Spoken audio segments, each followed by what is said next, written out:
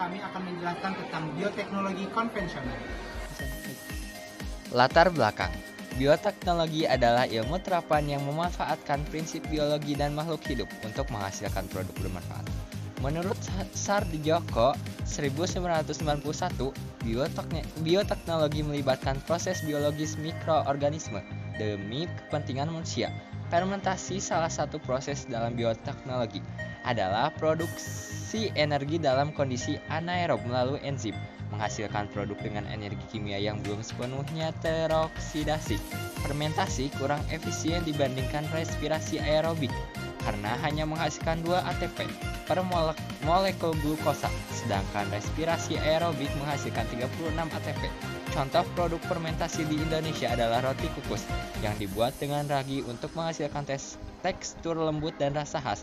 Praktikum ini bertujuan mempraktikkan bioteknologi dengan membuat roti kukus fermentasi. Tinjauan pustaka. Fermentasi adalah proses mengubah substrat menjadi produk tertentu dengan bantuan mikroba. Digunakan dalam pembuatan berbagai makanan dan minuman, termasuk roti kukus. Roti kukus dibuat dengan fermentasi ragi, Saccharomyces cerevisiae, yang mengubah gula dalam adonan menjadi alkohol dan gas karbon dioksida, membuat roti mengambang, lembut, dan bergizi. Tepung yang digunakan mengandung karbohidrat tinggi dan sedikit protein. Roti kukus mengandung nutrisi penting seperti karbohidrat, lemak, protein, dan vitamin B kompleks, menjadikan makanan sehat dan mudah dicerna untuk segala usia. Tahapan pembuatan roti kukus. Pembuatan roti kukus melibatkan beberapa tahapan, yaitu yang pertama, pemilihan dan pengayakan tepung. Tepung yang digunakan harus berkualitas baik, bebas kotoran dan halus. Pengayakan bertujuan untuk memastikan tepung merata dan bersih. Yang kedua, pencampuran atau pre-fermentasi. Tepung dicampur dengan air, gula, ragi, dan telur. Ragi mulai bekerja meningkatkan adonan dan memulai fermentasi awal, mengurangi pH untuk mendukung perkembangan ragi dan mencegah kontaminasi bakteri. Yang ketiga, proses pengadukan. Mengaduk adonan bertujuan untuk meratakan bahan dan mengembangkan gluten agar adonan elastis serta bisa menahan gas hasil fermentasi. Yang keempat, pengistirahatan adonan. Adonan diberi waktu untuk fermentasi lebih lanjut, di mana ragi menghasilkan gas CO2 yang membuat adonan mengembang. Kelima, pembentukan adonan. Setelah fermentasi awal, adonan dibentuk sesuai keinginan, bisa bulat atau dimasukkan dalam cetakan. 6. Pengukusan. Adonan dikukus pada suhu sekitar 100 derajat Celcius selama 20-30 menit untuk memasak adonan hingga menjadi lembut tanpa mengering. 7. Pemasakan atau fermentasi akhir. Selama pengukusan, ragi terus menghasilkan CO2 yang membuat roti mengembang, lanjut menghasilkan roti kukus dengan tekstur lembut dan kenyal. Fermentasi menggunakan 2 jenis mikroorganisme, fermentasi spontan tanpa penambahan ragi, misalnya pada sayur asin, dan fermentasi tidak spontan atau menggunakan ragi atau starter seperti pada roti kukus. Ragi harus memiliki kemampuan tumbuh cepat, ketahanan fisiologis yang baik, dan enzim esensial yang mendukung fermentasi maksimal. Alat dan bahan. Alat 1. Kukusan atau panci pengukus. 2. Mangkuk besar untuk mencampurkan adonan. 3. Sendok atau spatula. Keempat, cetakan roti kukus. Dan yang kelima, kain bersih untuk menutup adonan. Bahan-bahan yang digunakan adalah 1. 20 sendok makan tepung terigu protein tinggi. Kedua, 1 sendok teh ragi. Ketiga, 2 sendok makan gula pasir. Keempat, 2 sendok makan minyak sayur. Kelima, 14 sendok makan air. Langkah kerja. 1. Campurkan tepung terigu, gula pasir, ragi instan, baking powder ke dalam mangkuk besar. Kedua, tambahkan air hangat sedikit demi sedikit sambil diaduk sampai adonan tercampur rata dan kalis. Yang ketiga, masukkan minyak sayur, lalu aduk kembali sampai adonan elastis. Yang keempat, diamkan adonan selama 30-45 menit sampai mengembang 2 kali lipat. Yang kelima, setelah mengembang, buat adonan menjadi bulat dan masukkan pisang ke dalam adonan.